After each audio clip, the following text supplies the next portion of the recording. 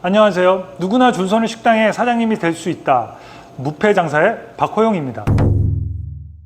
지난 실마리 시간에서도 사장님들이 많이 따라하고 이해하기 어려웠던 걸 다시 한번 디테일하게 풀어서 그 안에서 사장님들이 내 식당에 접목시킬 수 있는 거는 얼마든지 접목하고 따라할 수 있고, 그전에는 이해하지 못했던 식당의 컨셉에 대해서 자세하게 풀어서 이야기하는 시간을 가졌고, 사장님들에게 인사이트를 얻을 수 있는 그런 영상을 만들어 봤고요. 이번 시간에도 마찬가지로 어떻게 하면 우리 집은 더 많은 매출을 하고, 어떻게 하면 내가 실마리 시간을 통해서 남의 식당을 어떻게 장사하는지 벤치마킹을 하고 싶은데 벤치마킹을 잘 하지 못하는 사장님들을 위해서 이 실마리 영상을 통해서 식당 사장님들이 많은 인사이트와 통찰력을 얻어가시라고 제가 너무 쉽게 자세하게 풀어서 이야기하는 시간을 갖는 게 실마리 시간이고, 그것을 통해서 사장님들이 무릎팍을 탁 치면서 바로 저거야, 왜 그전에 난 저걸 몰랐지?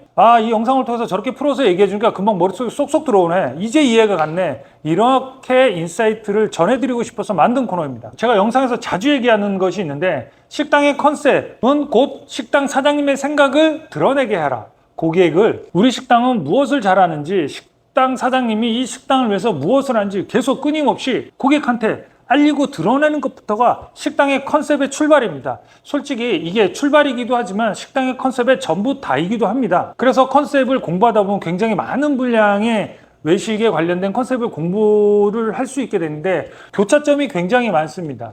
그래서 저는 사장님들이 쉽게 이해할 수 있도록 그 교차점들을, 다 공통되는 교차점들을 분석해 보니까 사장님이 무슨 생각으로 식당을 운영하는지, 경영하는지, 어떠한 마음가짐을 식재료를 다루고 음식을 만드는지, 식당을 위해서 사장님이 무슨 생각을 드러내고 있는 것이 식당의 컨셉이자 식당의 전체라고 봐도 무관하다고 주장하는 이유입니다. 고객은 보이는 걸 믿을까요? 믿고 싶은 걸 볼까요? 헷갈린 질문이죠. 다시 한번 물어볼게요. 고객은 눈에 보이는 걸 믿을까요? 믿고 싶은 걸 볼까요? 굉장히 난해한 질문이기도 한데요. 정답은 두 개 답니다. 고객은 보이는 걸 믿습니다. 그리고 이게 오랜 시간 믿음과 신뢰로 구축이 되면, 보이는 걸 계속 믿게 만들어주면, 신뢰가 쌓이면 고객은 그 다음에 무슨 일이 벌어지냐면 보여주지 않아도 믿게 되는 거예요. 즉, 믿고 싶은 걸 본다는 거죠. 이 과정이 되잖아요. 식당은 대한민국에서 내놓으라는 식당이 된 겁니다. 브랜딩이 끝난 겁니다. 이게 브랜딩의 과정이에요. 예를 들어 볼까요? 스포츠용품 하면 떠오르는 것이 뭐예요? 나이키죠. 여러분들은 왜 나이키를 떠올렸나요? 믿고 싶은 걸 본 거잖아요. 여태까지 나이키는 스포츠용품의 최고였고 원탑을 달리고 있었으니까 신어보지 않아도, 겪어보지 않아도 나이키가 좋지라고 그렇게 믿는 거잖아요. 똑같습니다. 식당도 처음에 식당의 사장님이 무슨 생각을, 5만 가지 식당에 대한 5만 가지 생각을 하고 5만 가지 무슨 많은 상황들이 있고 내가 이 식당에 어떻게 인생을 갈아 넣은지를 고객한테 보여주는 거예요. 이 보이지 않는 걸 보여주게 하는 거. 보이지 않는 영역을, 식당에 보이지 않는 영역을 고객한테 보여주기만 하면, 눈으로 보여주기만 하면 됩니다. 그래야 믿음이 생깁니다. 그래야 그 브랜드를 믿습니다. 이거를 잘 해야 됩니다. 근데 대부분의 식당들이 이걸 잘 하지 못해요. 그래서 오늘 한 가지 사례를 가지고 나왔습니다. 영상을 끝까지 한번 보시고요. 사장님이 따라할 수 있는 건 따라하시고, 접목할 수 있는 건 접목하시고, 무릎팍 팍 치는 순간 인사이트를 얻으셔서, 맞아, 내 식당에도 저런 거 있는데, 나도 저렇게 할 수 있는데, 나도 저와 비슷한 게 있는데 라고 하는 게 한 가지라도 있다면 지체 마시고 꼭 실행 적용하시기 바랍니다. 오늘 가지고 나온 식당은 설렁탕, 꼬리곰탕, 도가니탕 전문점입니다. 엄연히 따지면 설렁탕이 시그니처 메뉴고 제일 잘 나가는 메뉴입니다. 설렁탕 집이라고 보셔도 됩니다. 저는 이 집을 자주 이용하고요. 여러 번 갔습니다. 처음에 이 집을 못 모르고 들어갔다가 엄청난 인사이트와 어마어마한 감동을 받고 나온 집입니다. 그래서 오늘 이 식당을 설명해 드리겠습니다. 하나하나 쪼개서 잘 설명을 해 드릴 테니까 영상을 끝까지 집중해서 보시기 바랍니다. 제가 영상에서도 말씀드렸듯이 우리 식당 사장님들이, 초보 식당 사장님들이 실수하는 것 중에 하나, 그리고 지금 성업을 하고 있지만, 지금 영업을 하고 있지만 그래도 눈치채지 못했거나 실수하고 있는 사장님들이 무엇을 실수하고 있는지 그것부터 짚고 넘어가겠습니다. 이 집의 전면에 설렁탕, 꼬리곰탕, 도가니탕이라고 되어 있죠. 그러면 이 집의 간판일까요? 이게 상호일까요? 아닙니다. 이 집의 상호는 따로 있습니다. 여기 밑에 예약 문의 밑에 아주 작게 도가온이라고 되어 있습니다. 제가 전에도 얘기해 식당, 브랜드 네임, 브랜드 이름을 알리는데 힘 빼지 마세요. 그거 결코 중요한 게 아닙니다. 중요한 건 뭐냐면 도가온에서 말이야 무엇을 끝내주게 파냐면 무엇이 전문점이냐면 이 식당이 어떤 전문점이냐면 설렁탕, 꼬리곰탕, 도가니탕이 전문점이야. 그리고 이름은 도가온이야. 도가온 너희들 몰라도 돼. 이것만 기억해. 고객님 설렁탕, 꼬리곰탕, 도가니탕 전문점이라는 거 이거를 강조하고 저도 이 사실을 몰랐을 때 1년에 간판을 몇백만 원씩 주고 300만 원, 400만 원씩 주고 간판을 다 바꿨습니다. 간판이 좀 개수가 제 브랜드에 좀 많아서 그렇게 3년에 걸쳐서 몇천만 원에 가까운 돈을 투자할 때 아는 거죠. 식당 이름이 중요하지 않구나. 그 식당에서 무엇을 파는지가 중요하구나. 이게 중요합니다. 이 식당 사장님은 아시는 거죠. 지금 영상을 보시는 식당을 준비하거나 식당을 계획 중인 사장님들은 식당 이렇게 밤새도록 내가 네이밍을 뭘 할지 끙끙 앓고 만든 브랜드 네이밍에 정말 목숨 갖고 애지중지하는데 그거 결코 중요하지 않습니다. 그거보다 중요한 건 사장님이 그렇게 애지중지해서 만든 식당에서 아이템, 메뉴가 무엇을 파는지, 무엇 전문점인지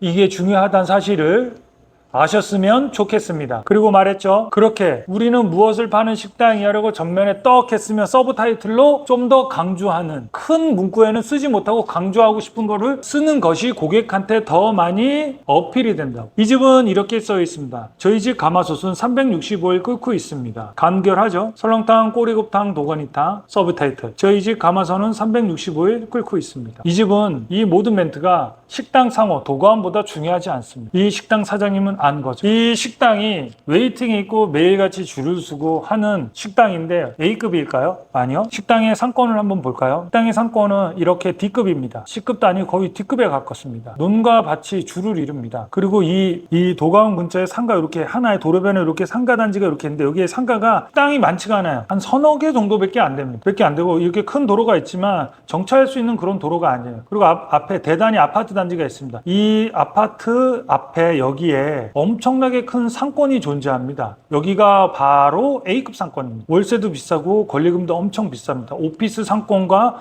주거단지가 한꺼번에 공존하는 상권이에요. 동천안 우체국, 천안세무서, 지방법원, 복지센터 여기에 관공서가 엄청 많이 몰려있습니다. 이것만 봐도 A급 상권. 낮에는 공무원들, 밤에는 주거단지에서 오는 완전 A급 상권입니다. 여기 있는 사람들이 다 이 A급 상권으로 가겠죠. 더 많이. 여기에 유입이 안 됩니다. 하지만 이 집은 여기에서 매일같이 줄 서는 집, 웨이팅 있는 집입니다. 대단하죠? 어떻게 해서 이렇게 만들었을까요? 다시 한번 식당 간판을 확대해 보겠습니다. 설렁탕, 꼬리곰탕, 도가니탕. 저희 집 가마솥은 365일 끓고 있습니다. 고객을 이렇게 시험 구매를 할 수 있도록 유도를 하죠. 365일 끓고 있다고? 오케이, 알았어. 들어가 보지. 자, 식사를 다 했습니다. 식사를 다 하고 나오는데 카운터에 이게 무언가 하고 봤습니다. 잘 안 보이시죠? 제가 확대해 드리겠습니다. 8월 달에 가스요금 650, 7월 달 600, 10월 달 650, 730, 그걸 더 볼까요? 470, 730, 600, 630, 520, 420 어마어마하죠. 다른 걸 또 볼까요? 12월 달 470, 730, 600, 530, 520, 420, 890 어마어마합니다. 600만 원, 500만 원. 다른 영수증 또 봤고요. 자, 12월달 890, 600, 550, 480, 4월달, 5월달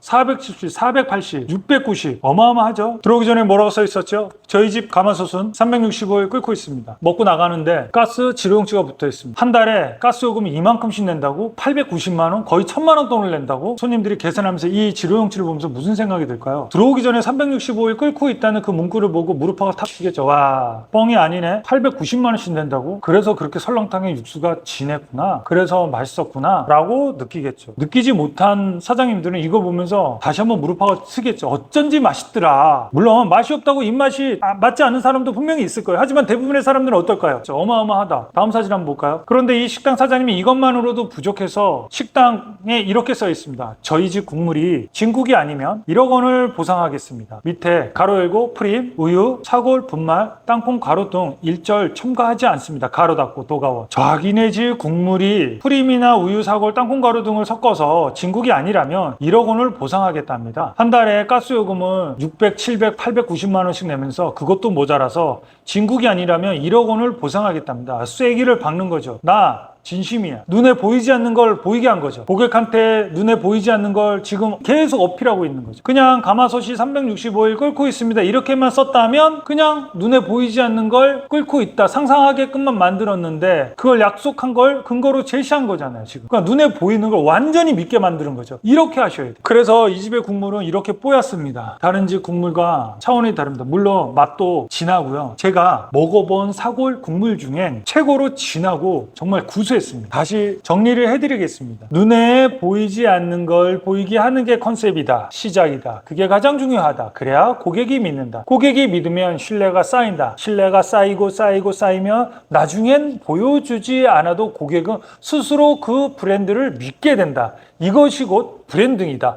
아, 설렁탕 하면 딱 거기 도가원 이렇게 말할 수 있는 약속과 근거를 제시해야 됩니다. 약속과 근거를 제시하는 거. 눈에 보이지 않는 것을 약속하고 우리는 고객한테 이렇게 하겠다는 걸 약속하고 눈에 보이지 않는 걸 약속했죠.